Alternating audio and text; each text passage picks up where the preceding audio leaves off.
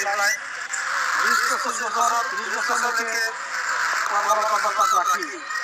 অবকাশ 2017 সালত এখন আইন বানালে যে আইনে আমার জীবন সংগ্রাম বরাবর লৈ গ'ল এই আইনমতে আমাৰ শিক্ষকসকলক 10,000-12,000 টাকা দৰমহা দি আমাৰ তথাকথিত কৰিলে সেইকাৰণে আমি আজিৰ এই দিনটোক সহজভাৱে ল'ব পৰা নাই এই দিনটোকেই অসম চৰকাৰে আমাক এটা বিপদজনক ঠাইলৈ ঠেলি দিছে যাৰ ফলস্বৰূপে আমাৰ ছাত্ৰ-ছাত্ৰীসকলৰ যথেষ্ট প্ৰক্ৰিয়া হৈছে কাৰণ যেতিয়া শিক্ষকসকলৰ পেটত ভাত নাথাকিব তেতিয়া শিক্ষকসকলে পাঠদান কাৰ্যত কেনেকৈ মনোযোগ দিব এই কথাটো ভাবিবলৈ পায় গতিকে এই 5 তাৰিখটো আমি আমাৰ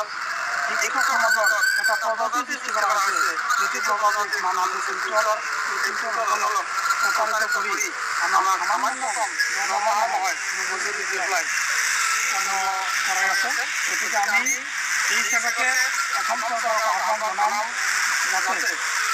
অসম চৰকাৰে এই টিচাৰসকলৰ প্ৰতি দৃষ্টি ৰাখি অতি সোনকালে আমাৰ টিচাৰসকলক টিচাৰৰ নিযুক্ত কৰি উপযুক্ত দৰমহা দি ছাত্ৰ-ছাত্ৰীসকলক উপযুক্ত শিক্ষাদানৰ নিশ্চিত কৰাৰ ব্যৱস্থা যাতে কৰে এইটো এটা আবেদন আমি জনাইছোঁ আজি গোটেই অসমজুৰি আজিৰ দিনটোত আমাৰ টিচাৰসকলে এই উদযাপন কৰি আছে পালন কৰি আছে আমি গোটেই পালন মানি আমি ৰাজহুৱা কৰিছোঁ সকলোকে জনাইছোঁ যে আমাৰ ব্যৱস্থা চলি আছে আমাৰ সাধাৰণ ৰাইজে জানক চৰকাৰে আপোনালোকক সহজ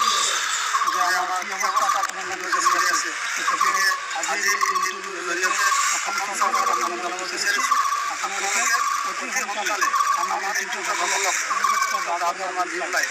ছাত্ৰ-ছাত্ৰীসকলক উপযুক্ত শিক্ষা দিয়াৰ যাতে ব্যৱস্থা হয় তাৰ কাৰণে আহ্বান জনাইছোঁ।